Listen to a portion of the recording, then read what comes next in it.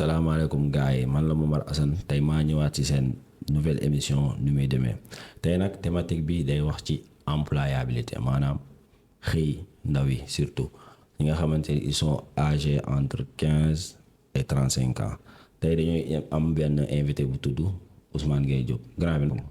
maa ngi sant yàlla bu baax Momar. bii tey. ba nga forme bi.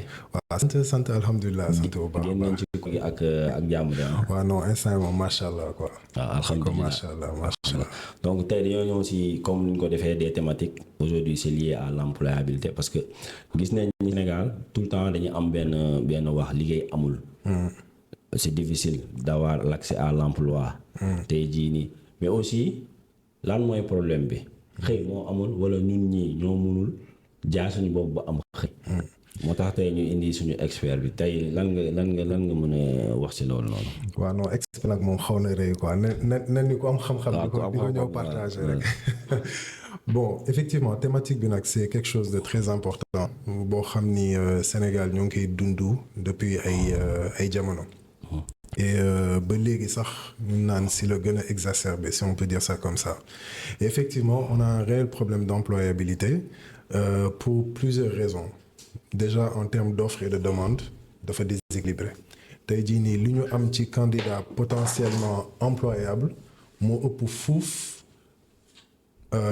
postes yi nga xam ne ñoom ñoo disponible loolu moom en termes statistiques sax je pense que ni yow yaa ma ci gën a xam dara mais beneen facteur bi mooy li gën a important mooy les gens ne savent pas comment se vendre bu ñu wut liggéey et loolu moom mën naa ci wax yu bare ci éléments yooyu et en premier lieu c'est le CV qui est notre carte d'identité problématique la tey jii nii pour xale yu bare ñu mën a am un CV qui correspond à ce qu'ils recherchent.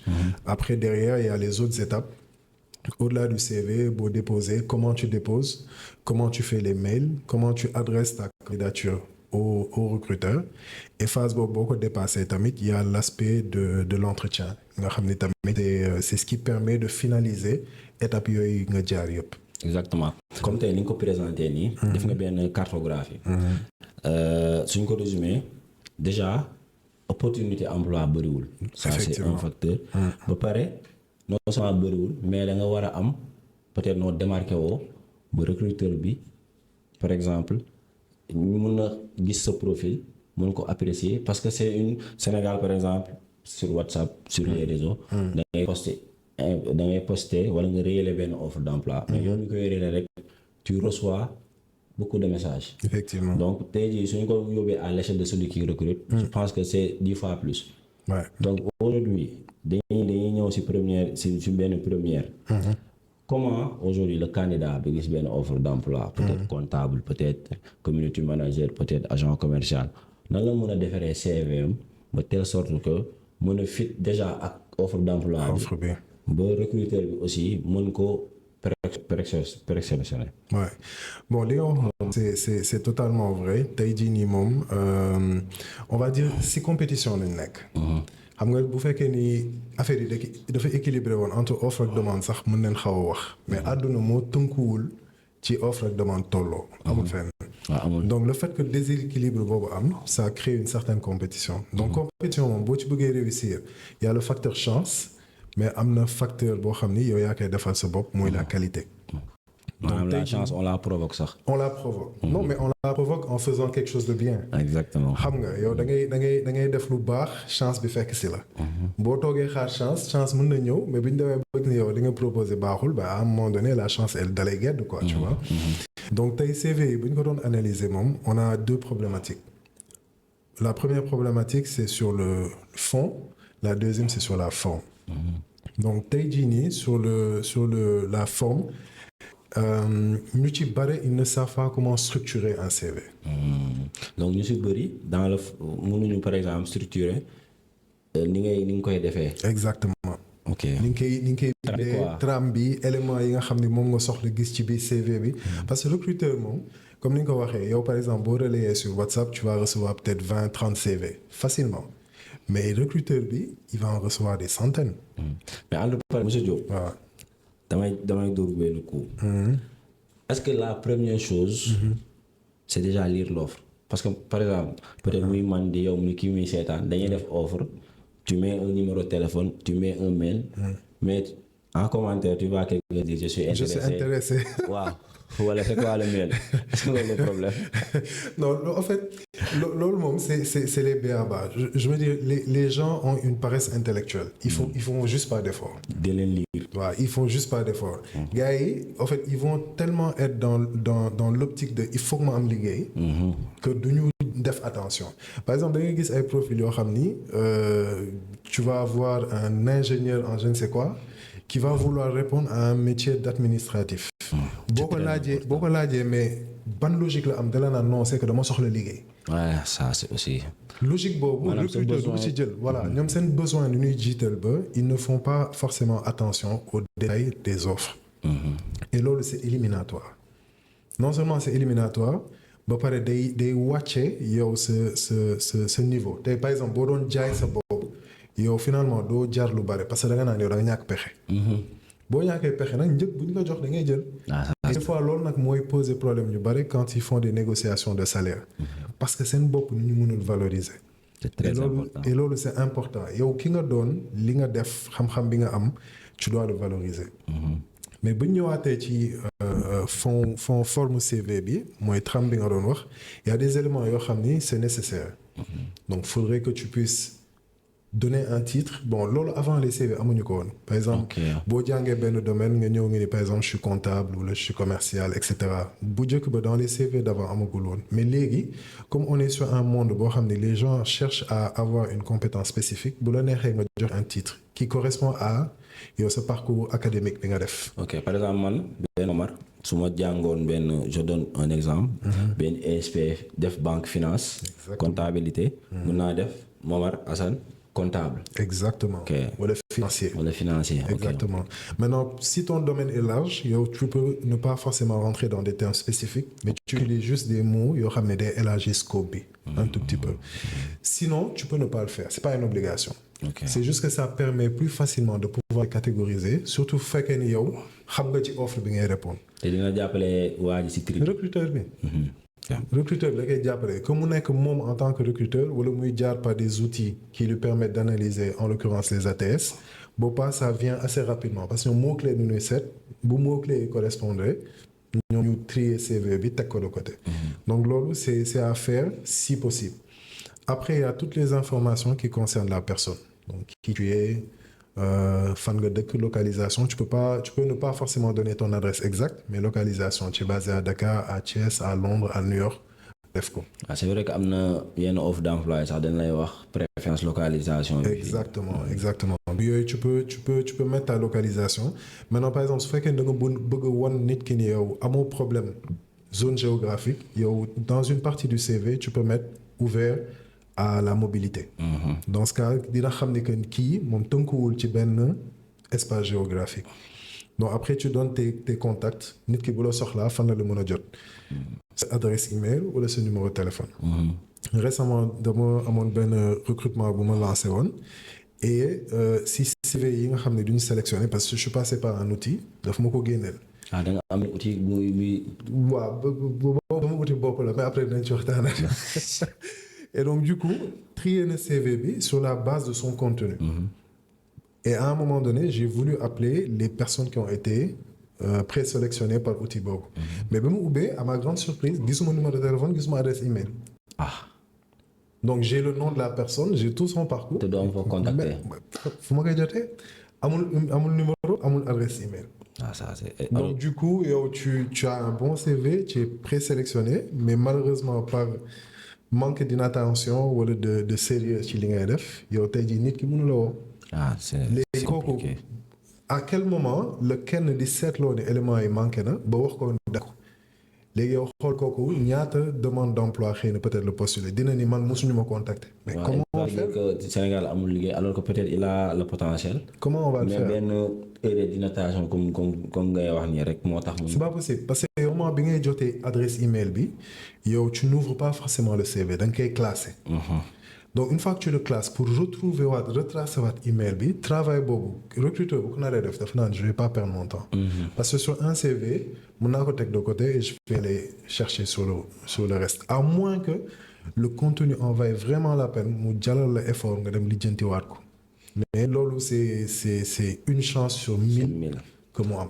te loolu sa cas de figure si je comprends bien c'est un peu à l'appréciation du recruteur. Exactement. parce que mën na ko analyser comme tu dis parce que nit bu bind CV peut-être sama xam-xam sori ni mu koy bindee trame sax peut-être potentiellement mën nga xam ban type de personne la. Exactement. donc bu fàttee mail peut-être yow sa analyse sax mën nga kii il est distrait. ça en dit long. il est pas sérieux. ça en dit long. voilà peut-être bu fekkee ku gën a kii la mën na ça dépend si kii bi quoi. non man moom li ngeen wax gars yi duñu may teg RH mais du ma RH. c'est juste que déjà plateforme bi nga xam ne moom laa am dama ko créé depuis 2009. donc maa ngi ci domaine bi ci yàgg. mën nga rappeler kii bi plateforme bi. Aftepro la tudd. waaw foofu dafa mel ni mos dugg. voilà Aftepro voilà exactement donc ci la nekk mais c'est juste que si sama carrière professionnelle pendant quasiment 10 dernières années yëpp j'ai été recruteur. Donc j'ai été manager, directeur général, etc. Donc j'ai été à la place de celui qui a besoin du profil.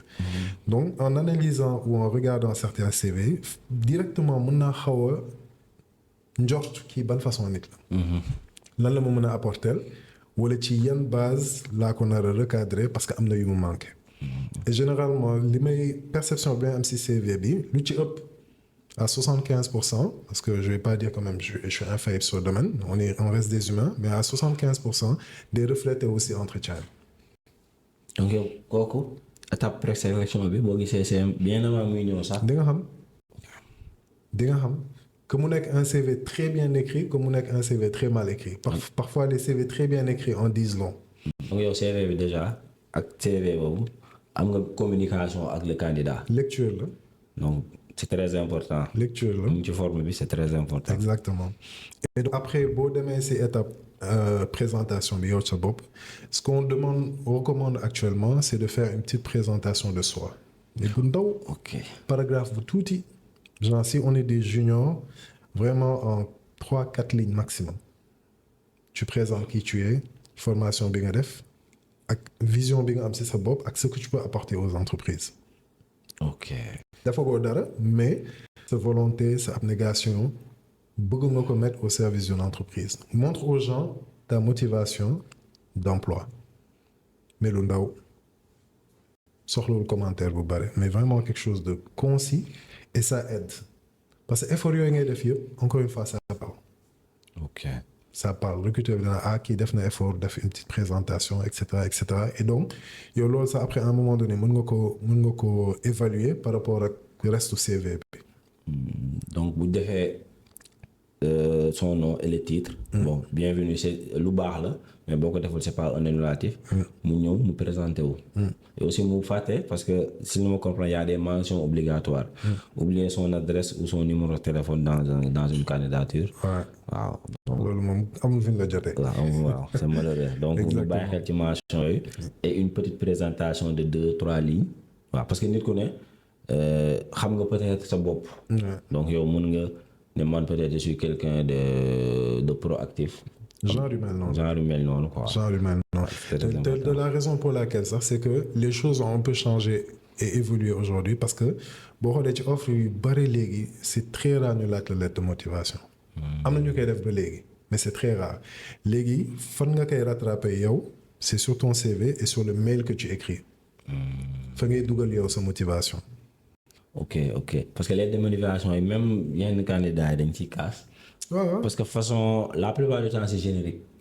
Exactement c'est devenu générique parce que tey tu as les outils tu as l'IA et cetera xam nga gars yi ils savent même pas comment prompter du ñuy dugg rek rédigement une lettre de motivation mu génne la ko copier-coller la nga koy gis. des fois nga lire lettre sax ci kanam lettre bi rédigement. non moom kay da nga koy gis mais au moins tu sais que la personne a fait l'effort. c'est beaucoup plus pour faire quoi. Exactement mais lettre de motivation bu njëkk ba li tax ñu ko doon laajte c'est que ça te permet d'évaluer la personne en termes de logique. en termes de langue et en termes de structuration. D'accord. courrier bu njëkk yow da nga ciy jàng lu bare ci nit ki parce que structuration courrier bi da nga koy étudier vocabulaire bi da nga koy utiliser orthographe bi da nga koy utiliser grammaire bi da nga koy étudier donc yooyu yëpp ça te donne après une petite photographie de la personne qui est derrière ces écritures. Donc avant vu que peut-être amul woon tous ces outils technologiques IA Google exactement et je pense que à l'époque c'était bon d'après li ma gis ñu bëri par exemple yenn kii dañ lay laaj def ko manuscrit exactement parce que dafa mel ni nit nu muy bindee sax mën na si xam mooy bu baax loolu bu baax moi je me souviens bi ñuy nekk ESP suñu première année dañoo amoon benn cours boo xam ni c'était exclusivement sur les documents administratifs ouais ay cours duñ lay wax nga bind courrier boo xam ne c'est adressé soit une lettre de motivation wala courrier ba adressé au gouvernement à l'État wala à des instituts donc les formules de politesse yi ngay utiliser et cetera donc yooyu yëpp duñ la ko daan jàngal nga xam ni yow derrière tu sais la logique d'un courrier que tu écris. donc yow courrier bi nga donc si je comprends bien parce que l'esprit de nu muy demee c'est peut-être ki musul xam-xam. waaw donc nit même sa lettre de motivation yi bu ñëwee si bu ñu ko cadré si dans la thématique. Par exemple si c'est une lettre de motivation pour un comptable. Ça peut être différent de lettre de motivation d'un ingénieur industriel. Totalement loolu lettre de motivation CV yëpp tout est différent c'est adapté. mais gars yi des fois tur rek la ñuy changer. waaw mais loolu la problématique bi moo tax ñu ñëw ci nu muy demee. waaw exactement dañuy changer dañuy am benn format di changer. exactement te comme loolu mën na doon annulatif. parce que du cohérent quoi. bu baax moi j'ai donné par exemple 2 métiers kenn koo xam ne day évoluer soit dans l'architecture wala nu mu tuddati muy liggéey dans le digital. graphiste et cetera. foofu il peut utiliser un peu de fantaisie ci CV yu muy def en utilisant des images en utilisant des icônes en utilisant des couleurs parce que day won créativité. mais yow tu peux pas être comptable wala RAF wala contrôleur de gestion wala ingénieur. ngay utiliser yenn police yi wala yenn couleurs yi wala ay images. donc loolu même la police et la couleur qui déjoué. non parce que en fait ça dénote juste de yow sa état d'esprit. Par exemple tu peux avoir un état d'esprit hyper créatif mais la créativité soxlawuñu ko forcément dans tous les domaines. ça c'est vrai. tu comprends un peu donc si tu montres une certaine créativité gars yi lu ñuy xaw a ragal mooy kii bu ñu ko bëggee dugal ci canevas bii nii parce que on a besoin d'un canevas. pour mën a avancer kii mën na distraire ba mu ëpp. ça c'est vrai. léegi nag contenu bi mën na baax. mais yow appréhension yooyu ngay am donc par exemple tu vas mettre le CV et tu dis ok c'est à étudier ñooñu par exemple tu vas vouloir les recevoir en entretien pour xool ndegam sa appréhension bi nga gis ci CV bi moo nar a refléter wu wala déet. si c'est pas le cas en tout cas man je le fais je donne la chance si c'est pas le cas dama ko naan attention au CV. change parce que image bii la ma jox. c'est à l'interprétation du recruteur. Mais c'est pas tous les recruteurs qui ont cette patience de vouloir conseiller quoi. Généralement les cabinets ne l'ont pas parce que cabinets ils ont des objectifs. Les clients leur mettent la pression. Il faut que génneel ma candidat yi léegi nii. Yow en tant que recruteur dans la boîte tu as également ton directeur opérationnel qui juge de ton efficacité par rapport à un certain recrutement. Donc ñoom tamit ils sont sous pression hein.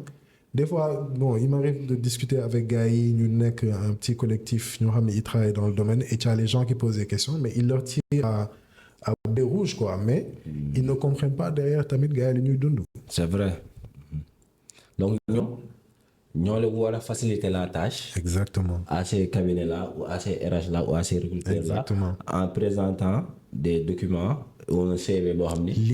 lisible. compréhensible. voilà logique waaw. et simple. waaw waxaat ko lisible. compréhensible logique et simple. gis ngeen lisible bi mooy la forme. waaw compréhensible ak yooyu mooy le logique ak forme. waaw ak simple. donc c'est important parce que ñu ngi koy wax en introduction dañuy kaas Sénégal amul liggéey amul lii alors que ñun parce que man dama jàpp ni c'est une relation. yow da nga am sa part. qui am part exactement yow sa part da nga ko war a def. exactement parce que avant peut-être ngay kaas est-ce que pose-toi là parce que bon peut-être c'est un cadre général laay waxee. remise en question yombuñu ñun. yombul ko waaw effectivement dañ koy essayer buux. soit état. exactement soit le recruteur. soit le gars il n'aime pas ma tête. affaire yooyu noonu. non problématique boo gis 2 responsabilités moo am. ak bu mu mënte doon yow sa boss ak bu keneen. sa boss mën na minime. mais am na ñàkkul waaw ñàkkul ça c'est vrai donc. am na ngi bàyyi loolu xel sans téléphone léegi bu ñu ñëwee ci présentation bi après. léegi da ngay gis CV yi des fois si est-ce que c'est nécessaire de mettre une photo wala ça dépend. Alors ça fait beaucoup de bas, mais c'est pas une nécessité. Ok. C'est pas une nécessité. Maintenant nag il y a certains encore comme je dis sur certains secteurs d'activité ou certains métiers c'est nécessaire. Okay. Par exemple ki bëgg dem nekk hôtesse d'accueil wala ki bëgg dem nekk mannequin wala affaire yu demee noonu c'est beaucoup plus le physique qui joue que la compétence. Ça va être un mix nag parce que c'est pas des métiers où c'est juste physique. Il y a un peu d'intellect aussi, il y a des compétences à avoir, des comportements à avoir. Mais ci base bi gën a important bi ñu leen njëkk shortlisté ça va être sur le physique. Donc foofu am photo day simplifier process bi. ñoom sax des fois candidat da ngay gis sax ñu wax la photo plein pied yooyu nga dugg. Exactement donc si dossier bi mën nañ xool CV bi mais forcément sur le dossier ils vont te demander d'avoir une photo wala de venir en physique présentiel pour ñu mën a xool est-ce que ça correspond ou pas. D'accord. Et même man loolu sax des fois daf ma doon def une certaine problématique parce que si sama réseau bi on publie beaucoup d'offres des fois damay gis ay annonces yoo xam ni ils vont demander à avoir une femme wala un homme de teint clair wala noir corpulence bu mel nii wala corpulence bu mel nii exactement man mi nga xam ne par exemple je relais les annonces des fois damay am problématique wu mu nekk un stigmate bi ñuy teg dès le recrutement mais sauf que des fois derrière moi je comprends le recruteur parce que dafa am besoin dafa am besoin bu spécifique je donne juste un exemple da nga war a tourner série yow sa personnage bi nga définir nii la mel munoo ñëw ni nii laa bëgg sa personnage mel keneen ñëw nekk carrément à l'opposé ni non lu tax jëloo ma. loolu day fausser script bi. non c'est loolu rek la. exactement moo tax man la problématique boo gis ñaar la. mais analyse bi ngay def nii c'est voilà quoi du yomb nit yi parce que dañuy analyser de góor rek dem suñu yoon. Non, on a tendance à analyser les choses que de notre point de vue. Mais duñ sóoraale keneen ki. Alors que des fois nag si tu fais l'effort de te mettre à la place de l'autre yow mën na la jox beneen perspective. Et généralement loolu da lay màggaloo yow sax. waaw loolu la ouverture d'esprit exactement waaw. nu muy demee nii la. da ngay def utile agréable après nga jàngal léegi. en fait léegi CV bi.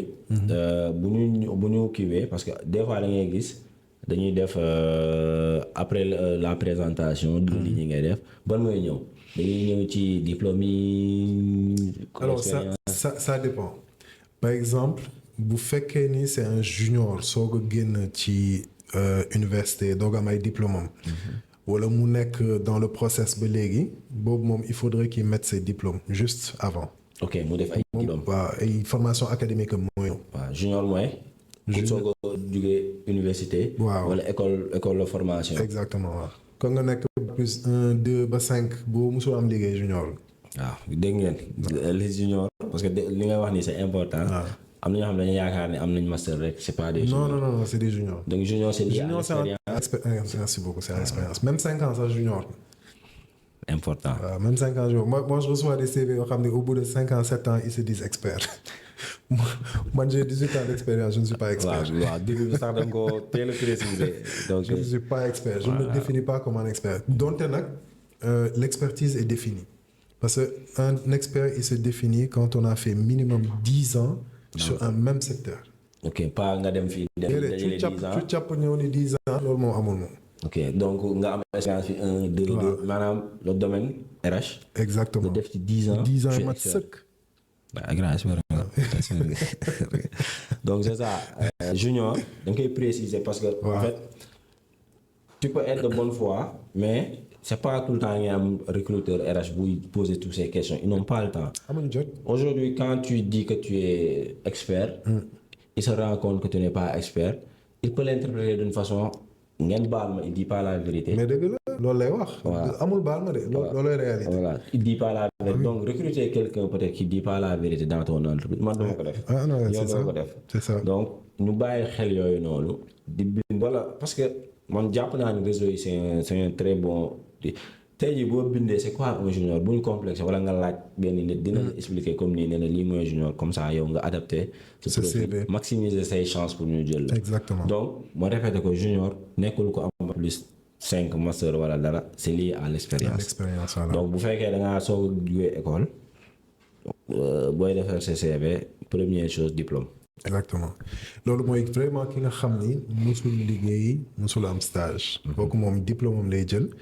Et comme il n'aura pas trop de formation à donner, plus il donne de détails sur sa formation, mieux c'est. Okay. Par exemple, il est en DTS, ingénierie, génie civil ou le mécanique, mais il donne par exemple matière yi nga xam ne moo gën a principal ci moom yu mu jot a def. Wala des fois stage technique yi nga xam ne ils le font en interne. En interne, ok. Voilà, wala des fois documentation yi nga rédiger.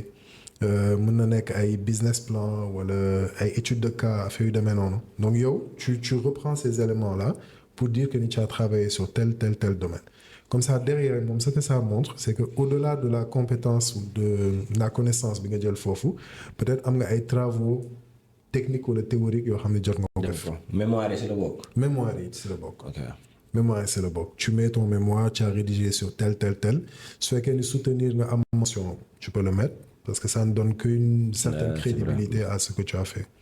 Donc CV boo xam ne musta am expérience moom mën na limiter boppam foofu après mu doog a ñëw nag sur d'autres points qui peuvent l'aider su fekkee ne jotoon na def une vie associative quelconque que mu nekk au niveau de l'école que mu nekk au niveau de son quartier et cetera mu yokk ko ci et après mën na rajouter une partie boo xam ni moom il définit les compétences yu mu jàpp ne moom la am ou ses qualités. Parce que peut-être compétence mën na xaw a jafe définir te liggéeyoo ko. Ah, ça c'est vrai. Voilà, mais tu peux prendre les qualités yi nga xam ne am nga ko. Rigueur, xam nga travail, le fait de venir à l'heure, organiser, ce genre de choses. Tu montres à la personne yow ni nga xaw a mel. Et après tu donnes aussi tes niveaux de langue. su fekkee ne dégg anglais wala dégg français wala dégg espagnol wala dégg allemand wala dégg arabe te foofu nag je reviens sur une chose. Anglais. dafa jar a dégg. maa xam dara. anglais dafa jar a dégg. maanaam àdduna yàgg na toll foofu waaye jamono ji la ko gën a toll. anglais moom lu ko waaye jëndee jar na ko. parce que tout ce qui est normes internationales tout ce qui est organismes internationaux lépp seen charte yëpp ci anglais nañ ko tënk. ça c'est vrai. lépp ci nañ ko tënk amaat beneen langue nag baax na. mais anglais moom dafa nekk loo xam ne il le faut. Il le faut, c'est important. Il le faut. Juste pour def la benn anecdote peut-être am na benn année benn organisme bu mag lancé woon benn appel à candidature pour un responsable régional. Moi j'avais fait quelques formations en anglais. Bon déjà je vais revenir sur le CV il faut pas écrire quelque chose que yoo xam ne maîtriser ko ma def bilingue. man daal maa def bilingue organisme perfectionné ma jàll écrit ñëw à l'oral. mais waa ji xawaar yu ne laa yow moom moo tax jëlee waaw loolu moo ma éliminé ba tey jii nii c'était un très grand poste. waaw donc loolu yaa ay peut-être 3 ans 5 ans si ginnaaw donc juste pour vous dire que l'anglais c'est important. Ah non oui. loolu moom dem leen jàngi ko. Ah oui. C'est très important. Oui. Non les langues après toute la partie technique ou informatique. Donc si su fekkee ni on maîtrise le pack office. C'est pas une grande prouesse nag moi je vois les gens bu ñu waxee outils informatiques ils mettent le pack office xam nga Microsoft Excel et cetera loolu moom c'est le b.a-ba. dafa mel ni moom c'est la base quoi. voilà force la quoi. mais bu fekkee ni par exemple comme je dis duggagoo ci environnement boo xam ne da ngay dem jàngi benn logiciel tu peux mettre le pack office. mais lu ci ëpp si c'est métier très technique ils t'apprennent déjà soit sur les logiciels à utiliser. wala yenn machinerie yi ngay war a utiliser. et donc dans ce cas yooyu mën nga ko fa dugal. donc suñu cas pratique par exemple si c'est un poste lié au TP. par exemple ñoom dañ lay laaj. les AutoCAD waaw. ils vont demander AutoCAD ils vont te demander su fekkee ni da nga jàng si AutoCAD wala nga jàng si Revit genre yu demee noonu tu le mets. mais au moins ñoom dinañ xam ne que yow peut-être liggéeyoo ko mais am nga maîtrise ci outils yi. donc du coup yomb day gën a yomb ci ñoom en fait et ça c'est un très bon exemple. donc c'est un très bon exemple. def nañ leen CV de bout en bout dans la forme dans la fond pour aujourd'hui un junior qui soog a débuter. léegi su fekkee parce que je pense qu'il y a des trames yi c'est un peu la même chose la forme bi. expérience bi mooy différencier le reste. par exemple sur le même cas de junior mais koo xam ne dafa jot a liggéey fenn là day changer ordre bi. il fait passer l'expérience professionnelle d'abord ci kaw dooga jël formation académique bi def ko ci suuf. Mais li important mooy de mettre l'année période bi nga xam ni tu as été dans cette entreprise là le nom de l'entreprise la fonction occupée et le détail. Donc plus tu donnes de détails de ce que toi tu as eu à faire ou des missions qu'on t'a confiées, plus ça donne une idée au recruteur de ce que tu peux lui apporter. Donc même logique boobu tamit dans les formations académiques il faut mettre la date bi nga suivre période bi. Genre si tu as eu le bac en 2002 wala 2021 tu fais 2020-2021 baccalauréat école yi série bi. Mention bi si possible sinon c'est pas la peine. Formation universitaire et tamit c'est pareil. Donc la période où tu as fait le nom de l'université, le diplôme obtenu et si tu peux donner des détails également sur la formation wala si yenn documentation yi nga xam ne jot ko def foofu nga def ko fa. D'accord c'est important léegi su fekkee da nga def ay yenn certificats yi. waaw yooyu da nga ciy def. ok da nga ciy def c'est important. c'est important. donc c'est mi ngi noonu tey jii nag bu fekkee mënutoo leen bind CV si yéen la franchement waaw donc léegi ñëw nañ ci étape bu le CV physique. léegi supposons def nga sa CV et le dépôt c'est par mail.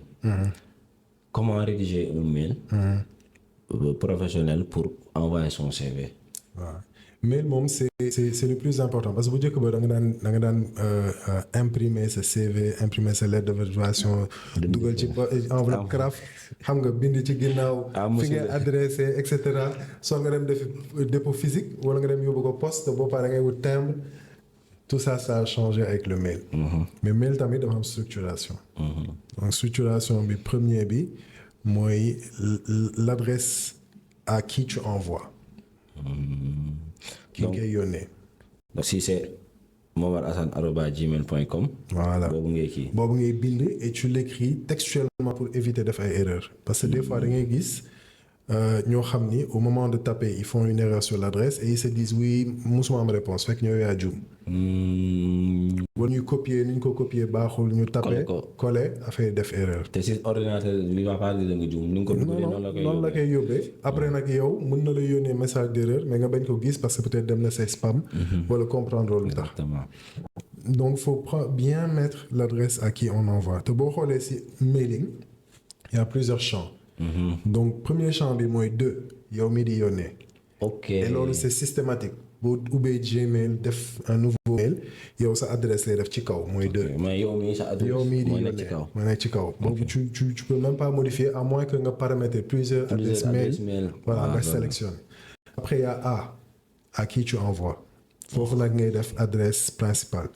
d'accord donc pour su may ñëwee nii par exemple gis benn métier BTP. nga ubbee sama machine je vais prendre le cas typique boo xam ne je pense ñëpp am nañ ko mooy Gmail. nga dugg Gmail B bi mooy man. A bi mooy ki mu koy yónnee. ki nga koy yónnee. Après il y a 2 autres champs il y a le CC et le CCI. yooyu dama koy gis loolu mooy lan. CC ak CCI moom ça permet juste de séparer ñi ngay mettre en copie ñëpp di gis ak ñi ngay mettre en copie cachée. Ok, donc l'adresse mail te permet aujourd'hui, quand tu envoies, par exemple, si je dois envoyer un courrier à Momar Hassane et à ses équipes. Donc, chez A, comme yo, tu es la personne concernée qui m'a adressé mail, yo lay def A, moi Momar Hassane. Il y a d'autres personnes qui ont mais ce sont pas, je ne m'adresse pas à eux, je demande de def ci CC bi. C'est juste à titre informatif. Waaw mais li ma leen wax nag c'est vraiment un caractère professionnel. mënoon nañ ci bañ a xuus sax. mais juste pour vous expliquer logique bi quoi. par exemple su fekkee ne dafa amoon 2 personnes yoo xam ni ñoom laa bëgg adresser mail bi ñaar ñooñu lay dugal ci A bi. ñi nga xam ne informatif kese ñoom lay dugal ci CC. léegi nag CCI bi mooy ça te permet de pouvoir envoyer ça à une personne sans pour autant que ñeneen ñi nga dugal ci A ak CC bi xam ko. ok donc ñoom bu ñu ko recevoir ñu ngi CCI bi. déedéet yow par exemple su ma la yónnee woon ma am keneen koo xam ne si sama biir équipe la nekk ma bëgg mu gis li may wax ak yow mais sans pour autant yow nga xam ne dugal naa ko. dama ngay dugal ci CCI bi. par exemple damay ñëw dem bind Oumar point quelque chose Gmail dugal ko CCI bi Omar boobu dina jot mail bi ma la yónnee yow ak say équipe waaye yow doo xam ne Omar mi ngi gis mail bi. loolu moom xam naa dañuy jël benn émission spéciale. loolu sax pour professionnel yi. loolu ba ñi nga xam ne dañuy liggéey ba pare. mais ki nga xam ne day yónnee mail moom pour CV tout ce qu'il a à faire c'est de remplir le champ A ki muy adressé affaire bi. yow mën na leen kese. léegi beneen champ bi mooy objet wala subject dépendance fekkee ni version anglaise bi wala français bi. ci objet bi nag bare na ñu ñuy gis ñoo xam ni li ñu war a bind ci mail bi ni ñuy dugal ci objet bi. te objet bi c'est pas fait pour ça objet mooy titre. ok léegi donc lan la ñuy defaree objet parce que je sais que boo ubbee sa mail avant ngay cliquer ci corps du mail bi. objet bi ngay njëkk a gis noonu. waaw moom nga njëkk a gis. léegi comment faire imaginer nga ubbi sa mail gis appel à la candidature 100 mail loolu lay metti bopp léegi comment faire pour attirer le kii wala lan nga war a def pour nga xamante ne yow sa mail peut-être dinañ ko lire. gis nga bu xoolee offre annonce yi jàll yëpp yoo xam ni ça passe par un cabinet de recrutement wala entreprise bi def annonce bi sur les pages officielles muy LinkedIn wala et cetera boo gisee ils te mettent toujours mettre en objet. ñoom ñoo lay définiral yow li nga war a mettre en objet. ok donc. il te donne déjà une indication. par exemple bu ñu fekkee bu ñu jëlaatee cas wu ingénieur bi ñuy ñëw naan mettre en objet recrutement ingénieur génie civil. ok donc yow loolu ngay jël rek. kese xalaat def ko ci objet bi recrutement ingénieur génie civil. loolu ngay def. loolu c'est quand tu réponds à une annonce. maintenant bu fekkee ne yow da ngay def une candidature spontanée. par exemple yow nga ñëw viser benn entreprise ni dama bëgg liggéey foofu xaar ma yónnee leen email sama CV boppaa tu mets en objet candidature spontanée au poste 2 yow bi ngay viser. donc si tu réponds à un mail objet bi la plupart du temps dañu ko ils te le définissent ñoom ñoo la koy wax. sinon bu ñu ko bindul yow jëlal titre poste bi nga xam ni moom la ñuy wër te yow tamit ngay postuler jëlaatal loolu rek nga copier ko ci objet bi ne te casse pas la tête. donc kon candidature pour le poste d'ingénieur en objet gars yi bind loolu boo ko seen tur yi ci objet yi. non bu doon tur sax garaawul bu doon tur garaawul mais yow sa corps de mail. la gars yi di bind ci objet bi. ah loolu la. non tu vas avoir koo xam ni mailam boo ko doon defoon ci corps bi dina def ay 3 paragraphes yi la ñuy dugal ci objet bi. léegi yow da ngay ñëw ubbi mail bi tu vois un objet kilométrique. après tu comprends que ni moom loolu la def parce que corps mail bi xëy na peut-être xamul lan lay jëriñ et cetera. après ñëw ne grand bi jëluma. exactement. donc c'est important ñu ngi ci objet bi. voilà. et après je pense objet bi après kii bi mooy ñëw. là c'est corps du mail. c'est le corps du mail. maintenant corps du mail bi tamit dafa am structuration. il y a ce qu'on appelle les formules d'ouverture et les formules de fermeture. mais ouverture du mail ak fermeture du mail. maanaam asalaamaaleykum. ak yéen leen jàmm daal. ak yéen leen jàmm bu ñu ko tënkee daal. maanaam loolu mënta ñàkk. mais da ngay gis gars yoo xam ne lay mën nañ def A bi normal defal le objet bi normal rattacher le CV bi mu normal mais sauf que ci corps mail bi du njibin dara. noonu la koy envoyé noonu la koy yónnee. wala ñu ñëw nii voici mon CV. ah loolu ñu leen ci corps kese bi. voici mon CV. loolu yow nit ki xamoo ndegam jox na la cër ndegam joxu la cër. ndegam li muy def nii ñor na ko wala ñoru ko maanaam yow doo sax xam ban analyse ngay def boo gisee mail yu mel noonu. parce que dans le cadre professionnel quoi qu'on puisse dire. ah non il y a des codes. ah oui il y a une façon de parler. mais oui il y a une façon de s'adresser à son supérieur. waaw donc. te loolu man généralement par exemple bu ma je fais l'effort d'ouvrir les CV bu ma ubbee CV bi gis ni koo xam ne mosul liggéey la je suis plus tolérant parce que dama naan xamul. mais après nag sa cas bi c'est 1 sur 100. amuñ jot de man de amoo jot. mais je fais juste l'effort. donc pour essayer de voir. yéen mais par contre fi nga xam ne je suis intransigeant mooy koo xam ne gis naa ni am na. expérience jot nu liggéey ci ay boîte amaana sax mi ngi liggéey ba léegi. mais day ñeme changé mu yónnee ma mail mel noonu. yàlla xam na ni CV lu mu baax dama koy teg de côté. parce que dama naan waaw. c'est beaucoup d'informations qu'il donne sans s'en rendre compte quoi. mais oui c'est tolérable pour des gens yi nga xam ni tolérable pour des gens yi nga xam ni ils ont pas cette expérience mais pour koo xam ni dafa jot a liggéey loolu mënoo ko may parce que kooku yow. sérieux bi nga soxla ci liggéey bi. du la ko jox fekkee ni nii lay répondre à une annonce. Et donc tu as la formule d'ouverture bonjour monsieur bonjour madame boo xamee titre bi nga yokk ci le directeur wala la directrice bu fekkee ne xamoo ndigam góor ngay amal affaire bu fekkee xamoo ni jigéen ngay amal affaire bu fekkee ne xamoo titre bi yow écrit juste bonjour madame virgule monsieur virgule après nga wàcc doog a bind sa corps de mail. nga def man virgule monsieur virgule après doog a wàcc. même donc forme bi wàcc beeg yéeg bi c'est important. C'est important par exemple doo bind madame monsieur rek. taral la ko benn ligne noonu. da ngay wàcc da ngay structuré nuyoo bi ngay njëkk a def bu nuyoo ba pare après nga wàcc nag loo doog dugg nag ci corps mail bi. ok.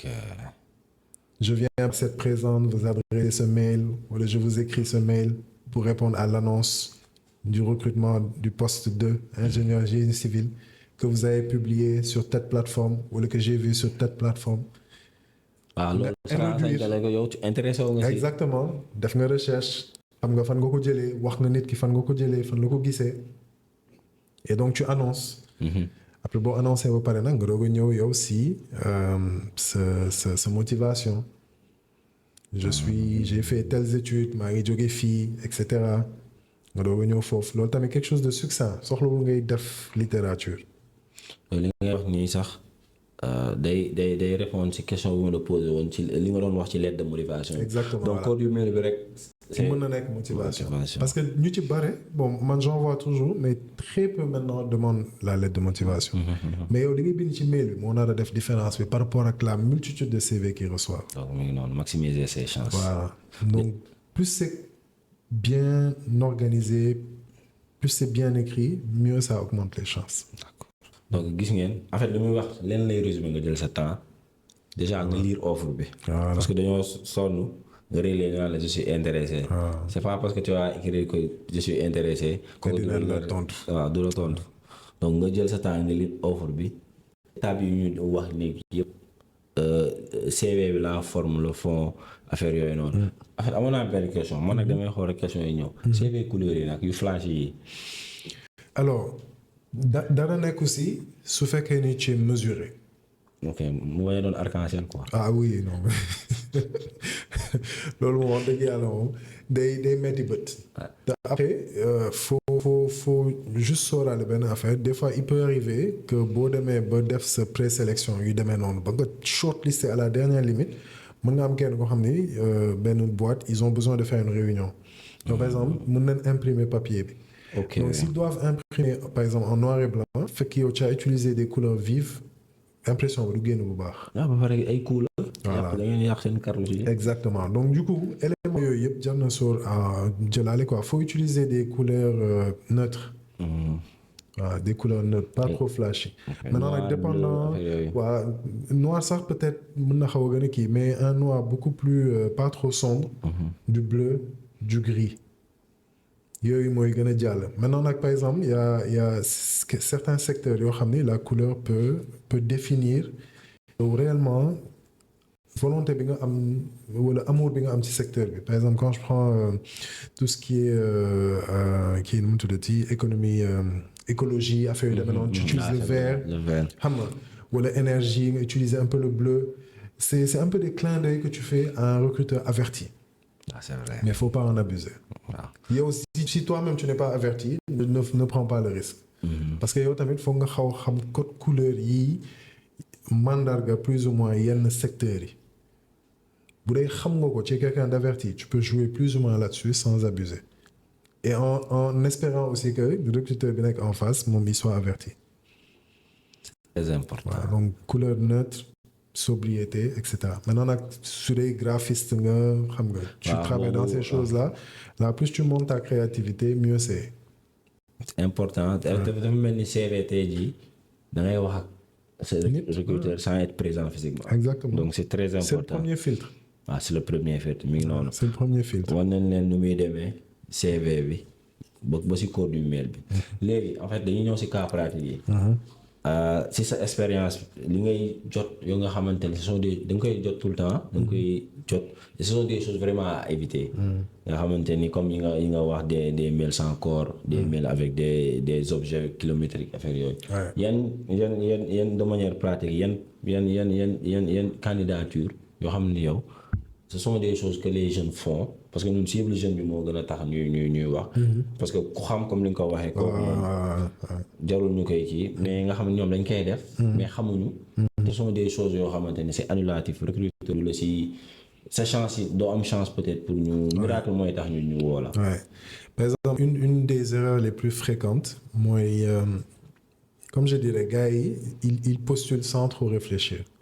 donc tey da ngay gis benn annonce bu la intéresse tu fais un bon mail on va dire mën nga def suivre structure bi ñu waxtaan bi yëpp nga def ko demain nga gis beneen offre waaye ji xam lan lay def day dem jëli mail bu mu yónnee woon démb def ko forward maanaam renvoyer transférer changer adresse mail bi rek après jeex na sujet bi du ko rectifier corps du mail bi du ko rectifier adresse su email u recruteur bi mu njëkk a yónnee day des ba tey yow da ngay gis donc man par exemple si recrutement yi ma doon def temps yi ni passé j'ai vu quelqu'un boo xam ni si historique bi yónnee na même mail bi à quasiment 6 ou 7 personnes. non te loolu ce sont des données personnelles d'une personne que tu donnes à une autre. c'est dangereux ça. Ben oui. c'est dangereux peut-être ils s'en rendent pas compte mais c'est dangereux. exactement donc yooyu moom bu ko nit ki gisee danaan parce que ni ma ko def ma ko def keneen. non da ngay def ça.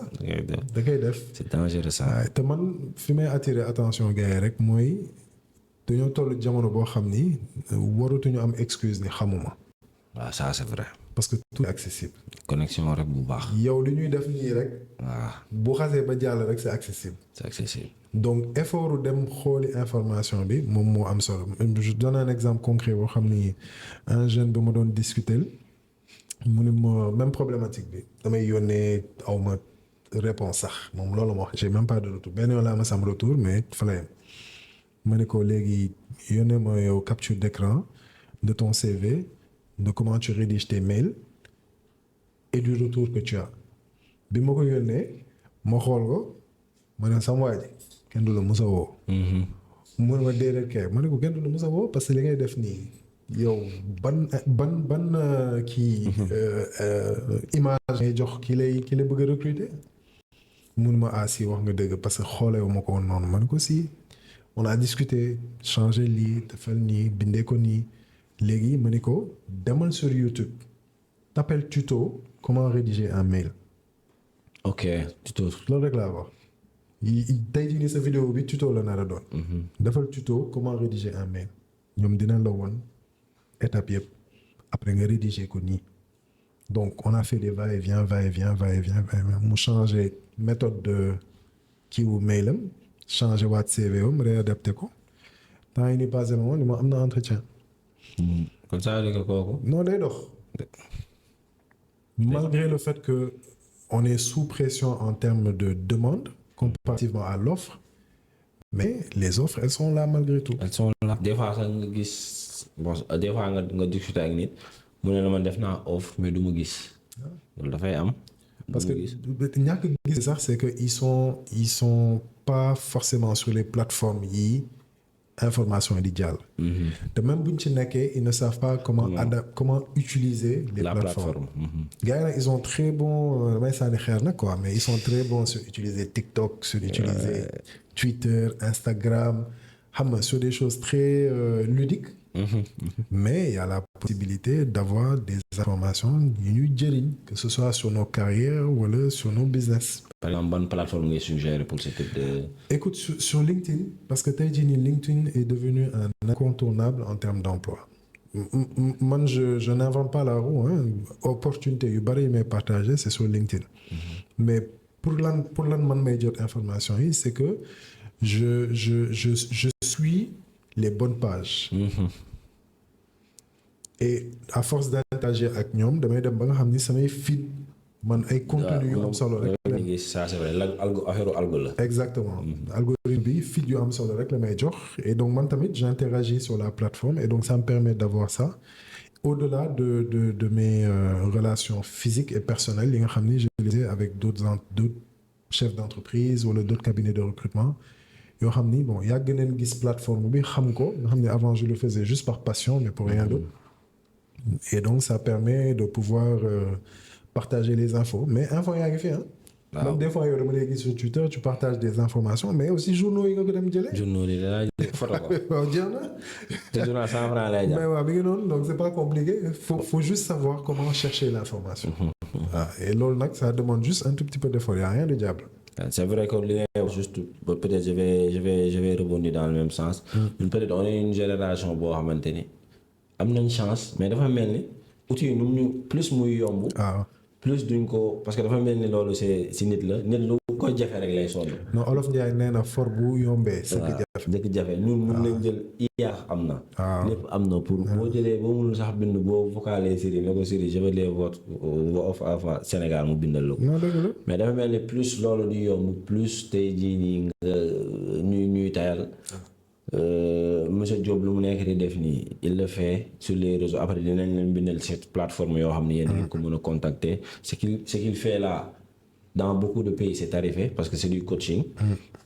ñu ngi depuis 2009 mi ngi si donc yéen yaa leen war a dem. vers l'information bu leen tayal parce que expérience du leen li ngay def chaque jour rek. di si def boo demee xam di nga mën a ajuster ba mën a peut-être lu parfait amul mais au moins yow boo gisee offre d'emploi day dem bu automatique di nga xam étape yi ngay def. exactement boo mën a tey jii nii kii parce que dañ naan liggéey amul et je pense que c'est une problématique mondiale du Sénégal kese. non du Sénégal ah. Sénégal kese yëpp dafa metti emploi France chaque jour ngeen gis amuñu emploi jeunes yi kaas mais au moins yow donne-toi la chance. de casse sax. parce que man lan laay wooye donne-toi la chance de casse même si casse amul kii mooy yow def nga li nga war. ba mu jeex. après nga casse système bi. mais yow yaa ngi casse buñ defoon audit yow tu sais pas écrire un mail tu sais pas écrire un CV. nu la neex ngay def. nu la neex ngay bindee. bu la neexee sax nga bindee ci corps du mail bi waaw yaa ko fa am du noonu. bu ma waxee li ma ci jot a gis yëpp de gëm naa ne yaa ko fa am sax da nga koy xeeb. man kay gis naa waa en kii pour ñu terminer ko. non nominé CV. parce que des fois damay gis CV par exemple boo ko defee PDF. envoyé ko da ngay gis yow fa mu def la code. mais parce que mooy ñiy jaar ay Canva wala ñiy rescanner waat CV moom mooy def loolu. mais tu peux nommer ton CV tu mets juste ton nom Ousmane Gueye Diop CV français wala Ousmane Gueye Diop CV anglais. ok wala tu nommes faut que tu aies ton nom pour que mu mën a joxe référence à toi ou ak le titre que tu veux faire Ousmane comptable wala Ousmane lii wala Ousmane Lele. D'accord donc noonu la ñuy nommer CV. Ouais, tu donnes juste ton nom et puis la référence si c'est un CV en français wala en anglais. D'accord c'est une émission très intéressante on s'est même pas rendu compte du temps. effectivement donc, parce que affaire yi l'objectif loolu ngay def ci réseau yi tous les jours. le partage d'expérience l'aide surtout aux jeunes parce que li ngay def temps la laaj. te je sais que amoo temps wax jeune bi nii la ñuy bindee CV parce que maa la ko doon wax ñëpp am. du question sax bëgguñu mais amuñu temps parce que ñoom seen boppam. si fenn stade bokk ils doivent rendre compte. donc le fait que ñu lay corriger sax c'est un miracle ah. moi je parle en termes d'expérience.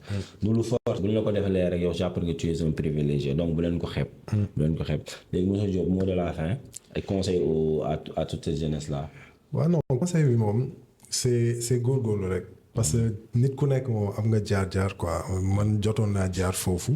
donc li may wax nii dama ko dund quoi. donc je me dis que je me dois juste de partager expérience pour que nit yi tamit mën a am nu ñu leen guider. te man su may wax chance sax c'est que j'ai pas forcément eu quelqu'un ku ma doon guider. mais disons que ni opportunité yi ma doot a dal que ce soit en formation académique. wala formation professionnelle ñoo tax ba xëy na peut-être expérience bii nii pour ne pas dire expertise ma dem ba am ko mais derrière c'est comment transmettre en fait. xam-xam moom boo ko mënul transmettre amul njëriñ. non loolu la ñu xam boo ko transmettre rek. day dee amul benn njëriñ. c'est dans la transmission que le savoir il devient important. donc ñun loolu rek ni ñu bëgg et di ñaan daal képp koo xam ni. am na opportunité bu muy séntu suñu borom yombalal ko mu am ko parce que booy derrière faut se dire la vérité bëgg liggéey moo leen yóbbee. waaw c'est vrai di def ay shortcut ay raccourcis. voilà c'est beaucoup de raisons économiques derrière beaucoup de raisons sociales parce que xam nga ils ont besoin de montrer que ne dañoo am njëriñ.